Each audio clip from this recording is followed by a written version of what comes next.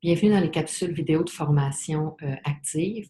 Aujourd'hui, le sujet, on va parler de TPS TVQ, donc taxes de vente. Plusieurs clients me demandent quand on doit s'inscrire aux taxes de vente. On est dans l'obligation de s'inscrire aux taxes de vente quand on fait pour 30 000 de revenus après une année cumulée. Donc, c'est sûr que c'est une obligation de s'inscrire, mais ça ne veut pas dire qu'on ne peut pas s'inscrire avant d'avoir 30 000 de revenus. C'est-à-dire que ça peut, faut faire attention, ça peut être avantageux aussi de s'inscrire avant. Je vous donne un exemple. Si par exemple, vous êtes dans un domaine, je vais donner deux exemples en fait. Si vous êtes dans un domaine, je ne sais pas, un entraîneur personnel, vous chargez environ 70 pour une heure à un client. Okay? Le client est habitué de vous payer 70 de l'heure. Donc, si vous vous inscrivez à la taxe de vente, vous allez aller récupérer vos taxes sur vos achats. Donc, c'est intéressant. Par contre, votre 70 que vous chargez à votre client, vous allez avoir de la misère à avoir le même client puis lui dire, ben moi, il faut que je te charge un 15 de plus parce que pour lui, ça va pareil. Donc, c'est un peu difficile d'aller chercher cette taxe-là. Donc, dans un cas comme ça, ce n'est pas avantageux de s'inscrire avant d'atteindre votre 30 000. Il n'y aura pas d'avantage parce que vous allez aller récupérer vos taxes sur vos achats, sur vos intrants, mais vous ne serez pas capable d'aller chercher le 15 supplémentaire sur vos ventes de services. Donc, vous allez comme l'éponger vous-même. Donc, ce n'est pas vraiment avantageux dans ce cas-là. Mais par contre, si vous rendez des services à des compagnies qui sont déjà inscrites à des taxes, vous allez comme être capable d'aller charger mettons, vous chargez 100 OK, pour une heure, pour un service ou quelque chose que vous vendez. Vous allez le vendre 115, vous allez le vendre à peu près là, le 15 de taxe. Donc, vous allez vendre votre service plus taxe. Donc, pour le client, lui, ça ne le dérangera pas de payer la taxe parce qu'il va la récupérer. Pour vous, vous le chargez en plus. Donc, ça ne vous diminue pas vos revenus, mais ça vous permet quand même d'aller récupérer vos taxes sur vos achats. Donc, si vous achetez un ordinateur, du mobilier ou des trucs comme ça, vous allez aller récupérer les taxes. Donc, ça peut devenir intéressant de s'enregistrer aux taxes. Donc, ça dépend vraiment de la situation. Mais c'est à évaluer. Donc, ça peut être intéressant de s'enregistrer avant ou sinon, vous attendez le 30 000 pour vous enregistrer.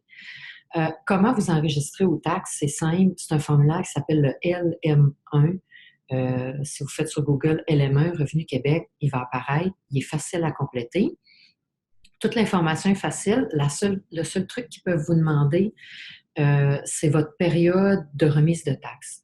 Vous pouvez, en bas d'1,5 million, faire des remises de taxes annuelles ou des remises de taxes trimestrielles. C'est sûr que vous ne ferez pas des remises de taxes mensuelles. C'est quand même un peu trop intense à faire à tous les mois. Donc, le choix entre le trimestre et l'annuel, moi, je suggère souvent de le faire au trimestre parce que, et de un, ça vous permet de tenir votre comptabilité à jour, de savoir où vous vous en allez, de remettre vos taxes au trimestre. Donc, il n'y a pas d'accumulation de montants que si vous arrivez en fin d'année, votre première année, par exemple, puis que là, vous accumulez un 15 000 de taxes, vous arrivez en fin d'année pour payer vos taxes, ouf, tu sais, ça fait mal de payer un si gros montant. Donc, moi, je suggère plus de le faire au trimestre. Les gens qui veulent le faire annuel, ce qu'il faut que vous sachiez, la première année, vous allez effectivement remettre un gros montant en fin d'année. Vous allez juste le faire une fois par année.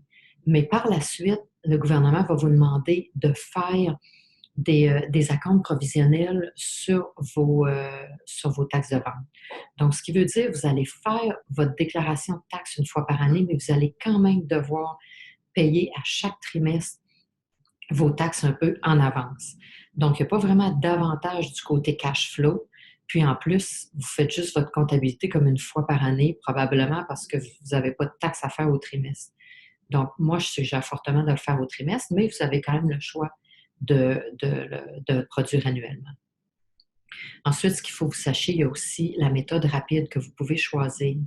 La méthode rapide, c'est juste que au lieu de tout calculer vos taxes sur vos ventes que vous avez à remettre, puis vos taxes sur vos dépenses que vous avez des crédits, on prend juste le total des ventes de vos revenus et puis on applique un pourcentage qui est moindre que le 15 le 14,0275.